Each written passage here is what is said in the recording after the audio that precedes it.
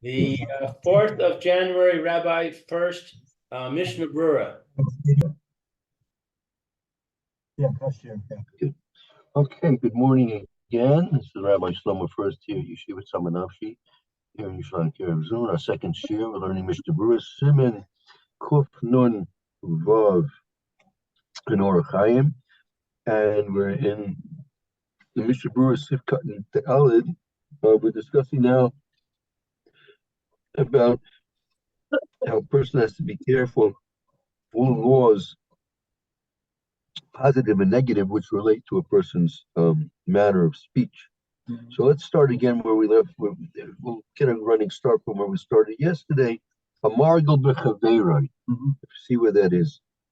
So it's sort of in the middle of the, if you have the same pagination as I do, sort of in the middle of the right-hand column.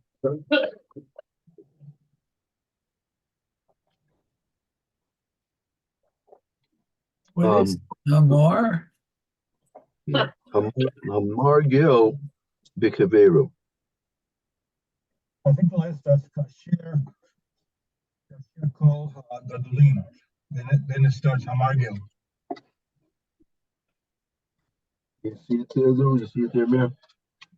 No, I don't see it. I thought we left off with Misaper Devarim Shegormim, but right, that is true. I just want to back up a couple of lines, about 3 or 4 lines above that to see a margel. Okay, so let's see, 1, 2, 3. Ivio, can't have a different text than you do. All right, I'll tell you what. We can start with Misaprim where you left off. Misaprim Devarim Goimrim. Go ahead. I can't find this other one though. That's strange. All right. Must have been there yesterday. yeah, we did it. We read it yesterday. Don't worry about it. You can start with the Misaprim Devarim Shegoimrim. Okay, so it says Hamisaper Devarim Shegormim Im Nishma'u Ish Mipi Ish L'chazik Haveiro B'gufo O Kimano. Okay, so he tells things about Gormim that happened with what he's heard. A person who speaks words that will gomrim, so will cause, if they're going to be heard. If what he says is going to be heard, those words will cause a loss of money or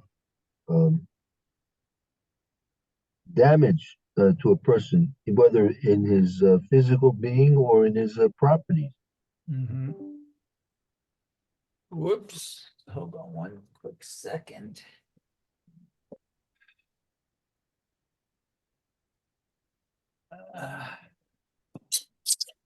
Okay, thank you. Okay, no. Okay, afilu hatzer lo o lehafchido. But even to his courtyard? No, even if that would be with a ches. Oh, that's a hay, hatzer. Even if it's to cause him distress or to put fear into him. Uh-huh.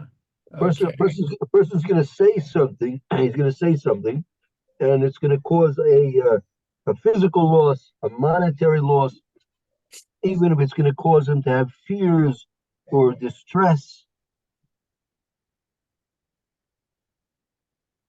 Okay.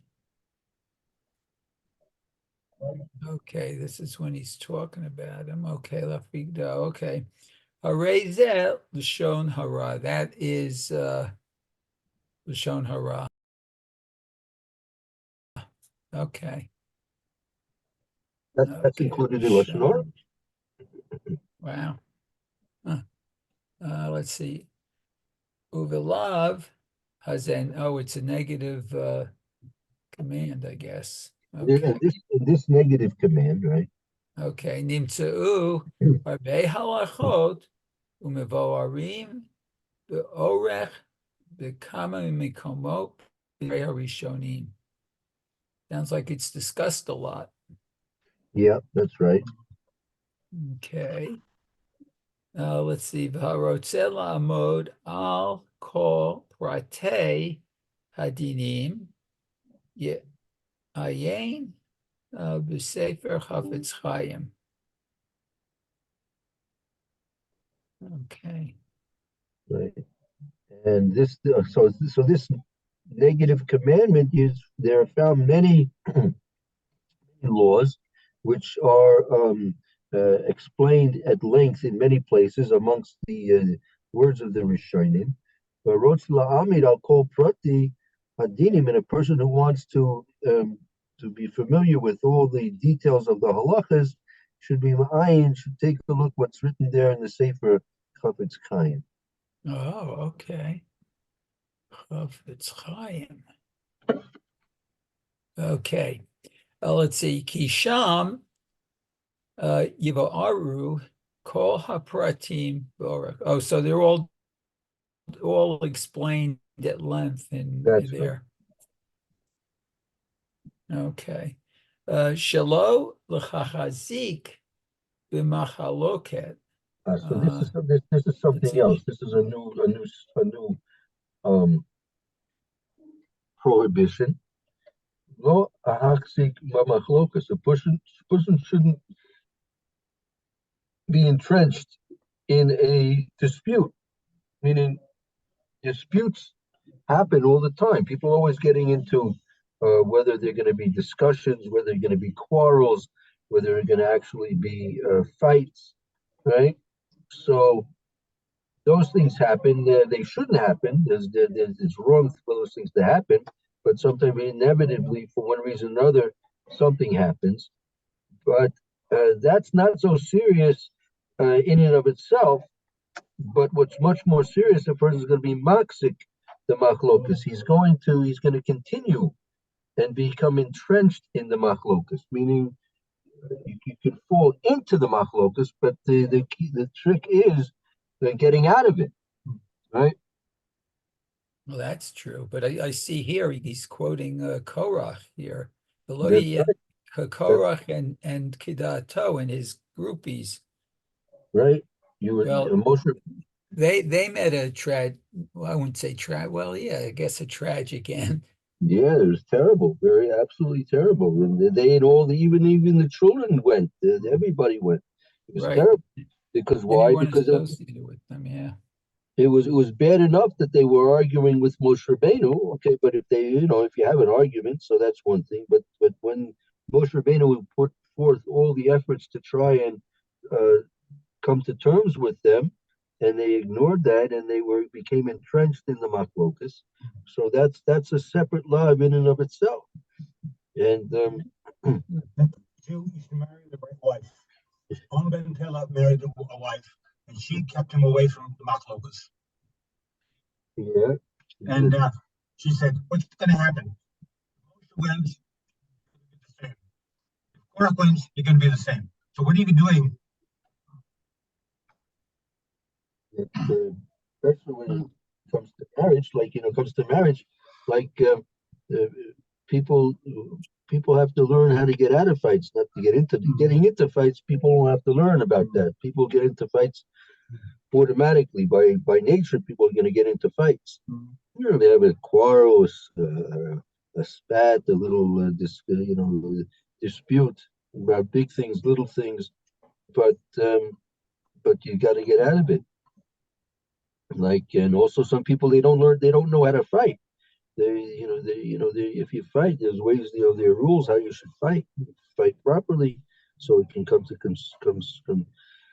constructive conclusions, right? But if a person's going to be maksik the machlokas, they're simply entrenched in the machlokas, and they're stubborn, and they're not interested in reaching a civil peace and quiet and resolution of the matter, whatever it was. It started things off. So that's the big problem, that people are not interested in seeking peace. A rodef shalom, person has to be rodef shalom, as the Sfarim explained, not simply want peace, not enough to have to want peace. You have to be rodef, you have You have to chase after peace. Peace is not always an easy thing to achieve, and Right. you have to try and go through great efforts to achieve that, and that means you have to put forth those efforts and desire it greatly. That so that and that's what the Kadosh Baruch Hu wants. The Kadosh Baruch Hu knows very well that people with their personality traits and idiosyncrasies, and especially things like kas and gaiva and taiva.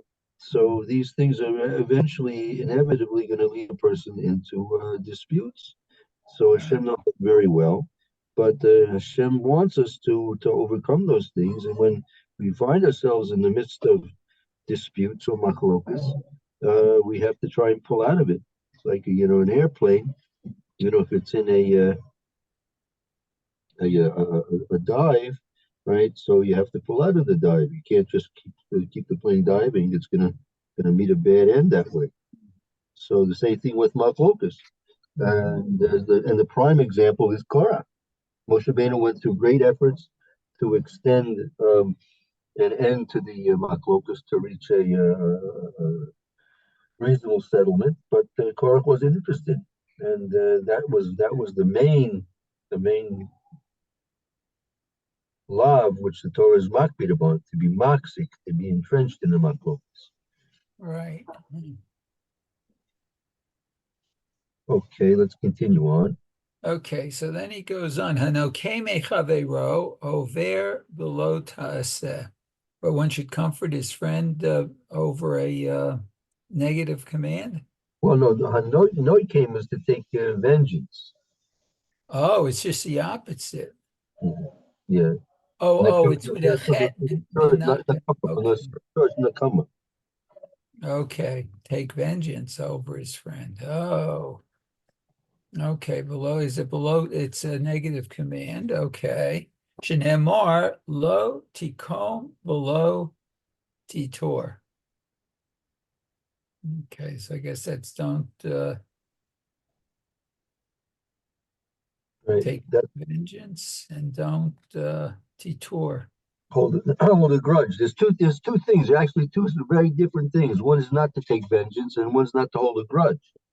There are many times they're related and they're intermixed, right? One goes with their close brothers. They can exist independently from each other, but many times they're very very closely involved and expressed Yeah, I would think so. I mean, simultaneously.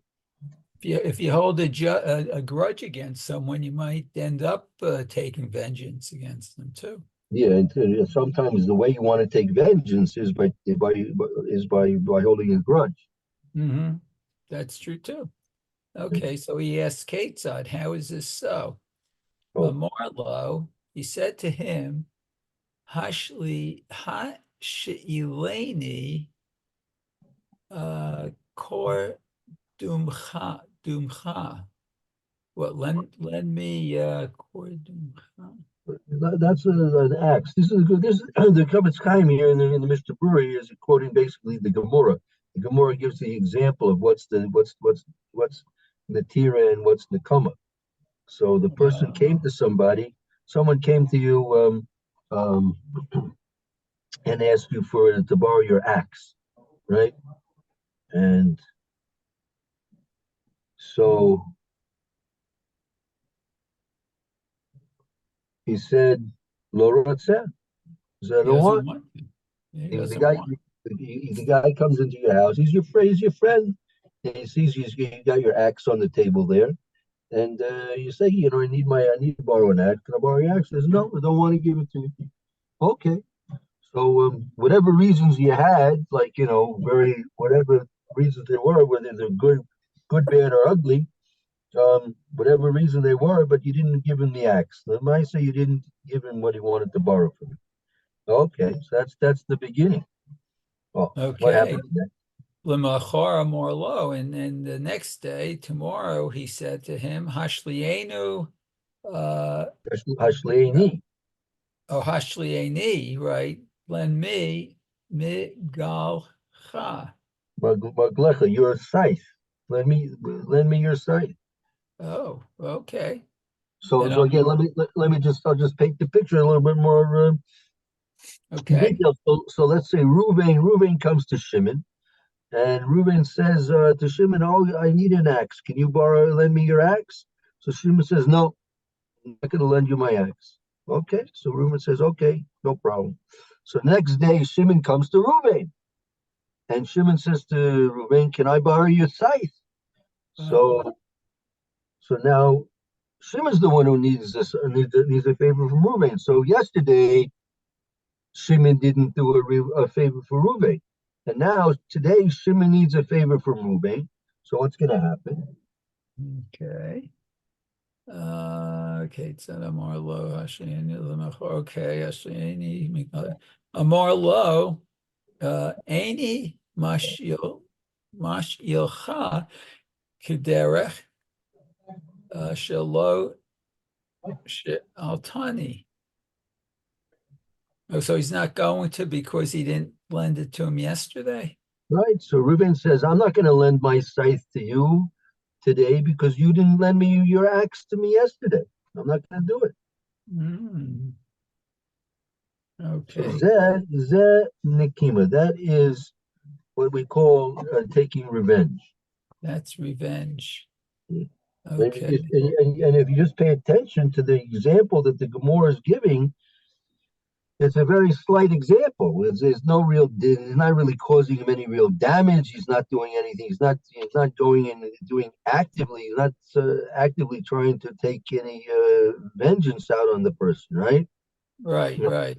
so you can understand so much more so if the person is going to do something actively to cause a person damage or defamation of character or whatever it might be. Okay. Okay, v'katav Rabbeinu Eliezer mimit b'sefer Yireim shalo v'zeh l'shono. This is a book of his, Rabbi Eliezer. Yeah, that's a sefer written by Rabbi Eliezer Mintz. The Sefer Yishar Shalo, Samach Yud, I think Sefer Yishar Shalo, not sure. It says in my book, Yireim shalo. Okay, Sefer Yereim, very good. Uzel Shanai, and that's a Okay, quote. You're gonna quote. okay. He says Lavdavka she'elat kelim the halav kelim ketiv bakra.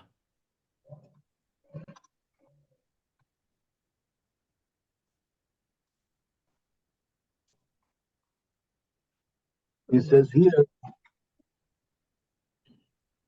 that Lav Dafka Sha'alta Kalim. He says it's not specific, not only borrowing and lending catering that this lav is expressed in. The halav kalim kasiv dekroy. The pasuk doesn't mention anything about kalim, right? Right, right.